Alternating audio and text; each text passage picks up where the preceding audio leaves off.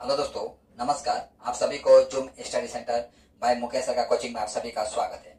आज मैं आप सभी के सम्मुख में परमाणु बंध से संबंधित डिस्कस करने वाला हूं, जो कि एग्जाम के नजर से देखा जाए तो अत्यधिक इम्पोर्टेंट है। यानी परमाणु बंध से संबंधित आपका परीक्षा में प्रश्न पूछे गए हैं, चाहे वो रेलवे हो, एसएससी हो, एनटीपीसी हो, कमांड हाई सेकेंडरी लेवल के एग्जाम हो या कमांड ग्रेजुएट लेवल के एग्जाम हो या कोई भी स्टेट लेवल के एग्जाम का पेपर उठा के देख लीजिए। कहीं ना कहीं उनमें से आपका परमाणु बंध से संबंधित आपको प्रश्न दिख जाएंगे। तो एग्जाम के नजर से देखा जाए आपका परमाणु बंध जो है आपका अत्यधिक इम्पोर्टेंट है। पर मैं चाहूंगा इससे पहले आप चौहान वंश से संबंधित मैं ऑलरेडी एक सेशन कर चुका हूं, जो कि अति शॉर्ट पीरियड में है।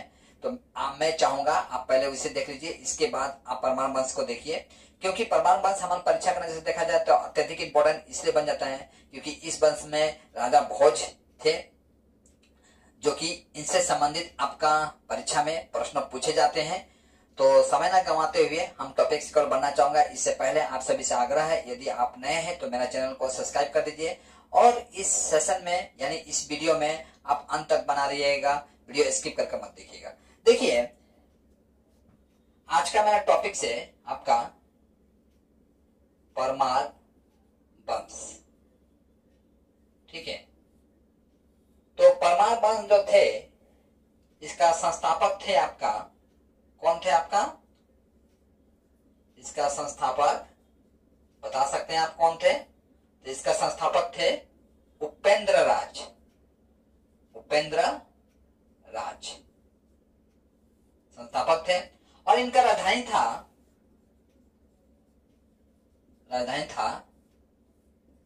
धारा नगरी। क्या था? धारा नगरी। इस वंश का सबसे शक्तिशाली शासक थे, सबसे शक्तिशाली शासक कौन थे आपका? सबसे शक्तिशाली शासक देखा गया तो राजा भोज। राजा भोज, राजा भोज से संबंधित आपका परीक्षा में कई प्रश्न पूछे जाते हैं। इन्हें राजा भोज को कविराज की उपाधि से सम्मानित किया गया था। इनका उपाधि क्या था आपका? कविराज। कविराज। देखिए, मैं पहले भी कई सेशन में मैं कह चुका हूं, जब किसी भी व्यक्ति को या किसी भी सम्राट को जब किसी उपाधि से सम्मानित किया जाता है तो कहीं ना कहीं उन उपाधि से संबंधित उनका व्यवहार को भी जोड़कर देखा जाता है। यानी व्यवहार को देखते हुए ही उनको उस उपाधि से सम्मानित किया जाता है। तो ये जो राजा भोज जो थे ये विद्वान थे, ठीक है। यानी राजा भोज जो थे ये अपने आप में एक कवि भी थे। इन्होंने आपका चिकित्सा, गणित, व्याकरण पर अनेक ग्रंथ लिखे हैं। अनेक ग्रंथ लिखे हैं, ठीक है। तो इनके समय में यानी राजा भोज के समय में कई यंत्रों का उपयोग किया गया था, ठीक है। इस हिसाब से हम देखते हैं राजा भोज जो थे एक प्रतापी राजा के साथ साथ एक समृद्ध शासक भी थे। राजा भोज के समय वैज्ञानिक यंत्रों और उपयोग का उल्लेख प्राप्त होता है। उल्लेख प्राप्त होता है,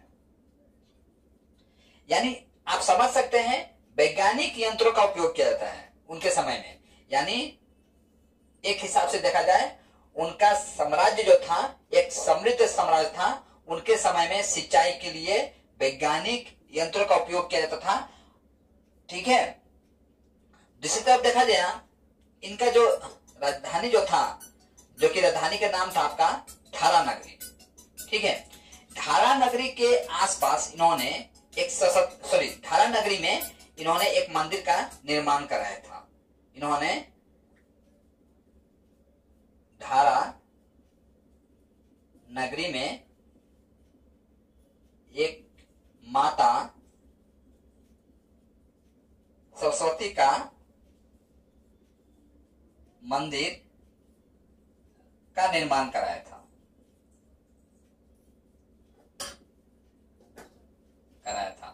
और मंदिर का परिसर में इन्होंने संस्कृत विद्यालय भी खोला था। मंदिर का परिसर में संस्कृत विद्यालय भी खोला था।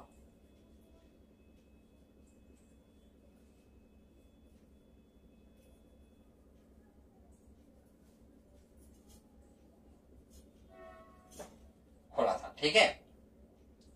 इनके शासन में धारा नगरी जो है ये विद्वानों और विद्या का प्रमुख केंद्र था। किसके समय में? राजा भोज के समय। राजा भोज के समय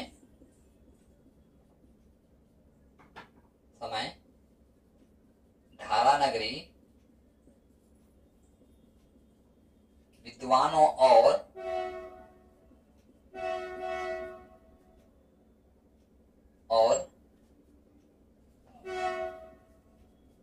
विद्या का प्रमुख केंद्र था। ठीक है। इन्होंने एक झील का निर्माण कराया था, जिस झील का नाम था भोजपुर झील।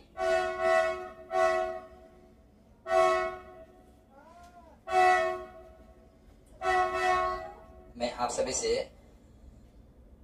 एक रिक्वेस्ट करना चाहूंगा।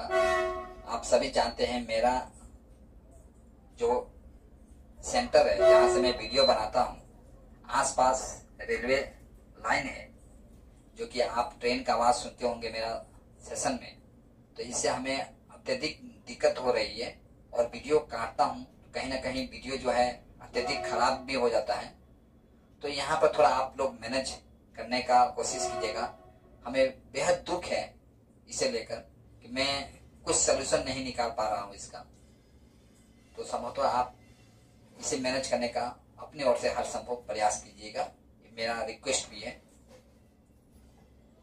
तो देखिए, राजा भोज जो थे, इन्होंने भोजपुर, राजा भोज ने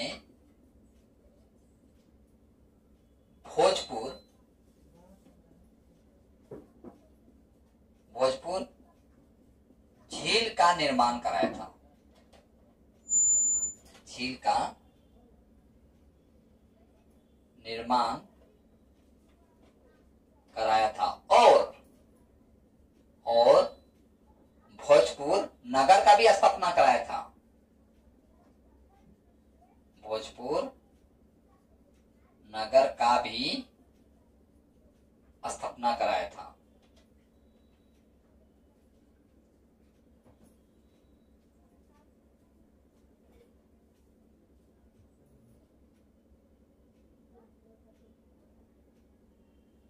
नगर का भी स्थापना कराया था। ठीक है। देखिए, इसके पश्चात क्या आता है, आपका परमार वंश जो है, परमार वंश के पश्चात आपका तोमर वंश आता है। तोमर वंश के पश्चात आपका चहमान वंश आता है। इसके पश्चात देखा गया कहीं ना कहीं अब मुगलों का आगमन धीरे धीरे हो रहा था। ठीक है। तो परमार वंश के पश्चात कौन आता है? आपका तोमर वंश।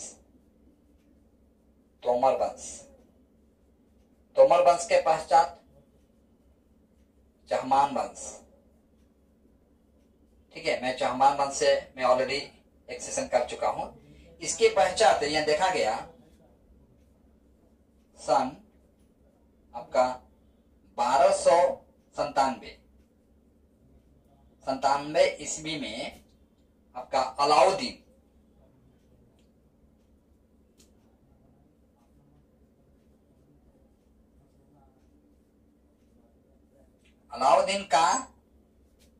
खिजली, ठीक है, अलाउद्दीन खिजली एक क्रूर शासक था, ठीक है। अलाउद्दीन खिजली जो है ये एक क्रूर शासक था। अलाउद्दीन खिजली का सेनापति